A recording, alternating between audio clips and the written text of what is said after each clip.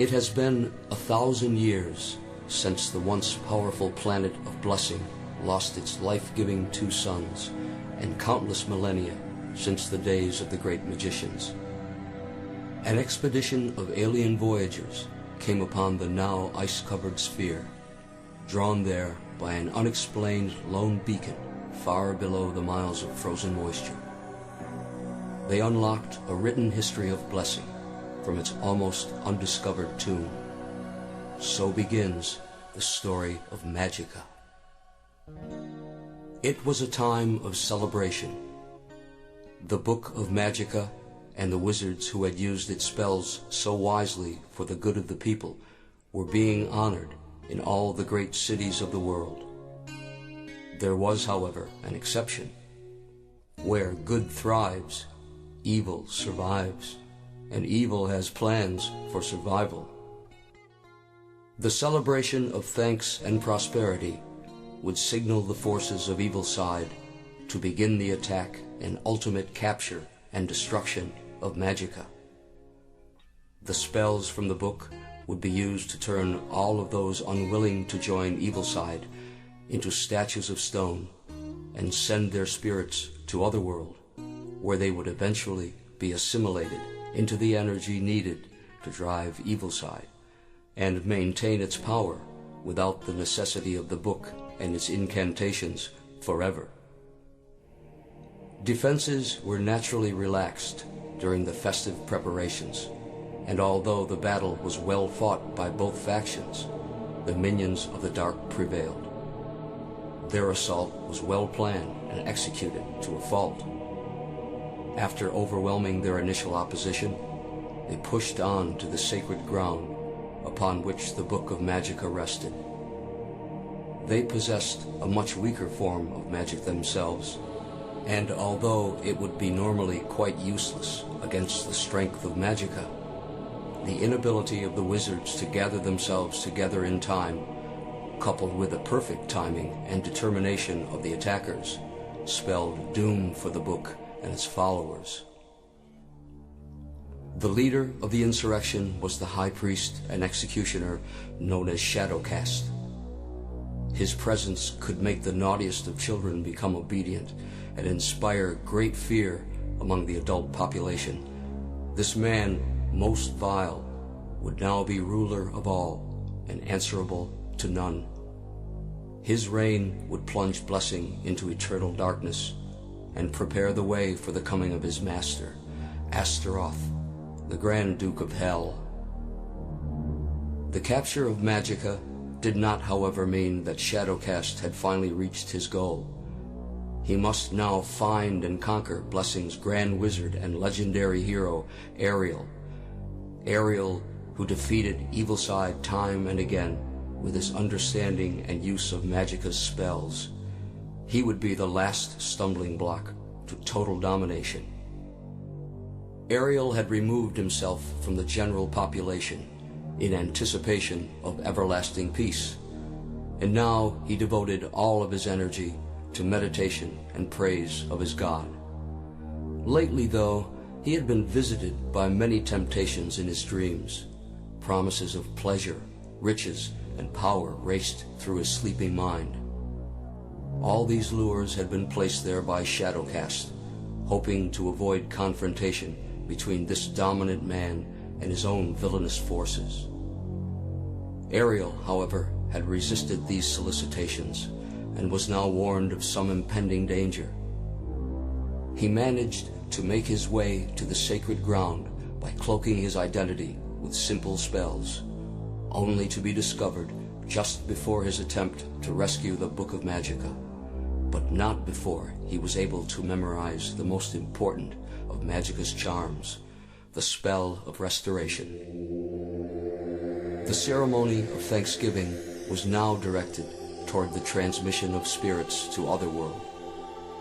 One by one, the good souls of blessing were turned to stone and sent on to their grisly fate, until only the noble Ariel remained. The spectacle that followed was meant to degrade Ariel and raise the courage of the cowardly supplicants of evil side. but true to his indomitable bearing, he promised to return and banish evil side forever. Then he was gone. The horrors of Otherworld are now revealed to the masses huddled together for some small measure of comfort. First, the adults were separated from their children amid cries and pleas for help. Next, the old ones were taken away and assigned to a place very near the assimilation site. They were guarded by monstrous, misshapen denizens of this mist-shrouded Netherland, who constantly harangued the inmates with promises of pain and extermination. Intermittent bursts of flame shot up from jagged cracks in the ground, threatening to consume anyone in its path. Shrieks of torment could be heard piercing the murky atmosphere, further unnerving the petrified captives. Only one seemed unaffected by all the inflicted fear and turmoil. Ariel's strength and determination soon pacified the men and women with whom he was confined. When they all became more calm and subdued, he began to speak to them softly, as an adult to his children. Long ago you entrusted me to protect the Book of Magica and to be faithful to its special purpose. It must seem that I have failed you and condemned us all to oblivion, but fear not. This hell is only a test of your faith and resolve. The power of Magica did not vanish in fire. On the third day, I will evoke the spell of restoration. United, we shall return to blessing, and armed with the strength of Magica, we will be triumphant. Many will perish, but Magica and our souls cannot be restored until 3 days have passed. Take heart, my friends. Victory awaits you. Even magic has its limitations, and as Ariel explained to his flock, the spell could not be activated until a waiting period of at least 3 days. 1/3 of the souls of blessing would be melded into the Evil Side Collective before Ariel could be effective with the words of restoration. The old ones were the first to go.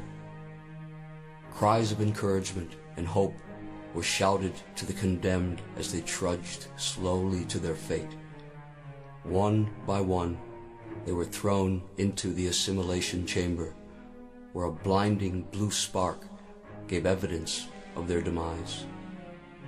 With each burst, Ariel's heavy heart ached with guilt for his part in this slaughter of his charges.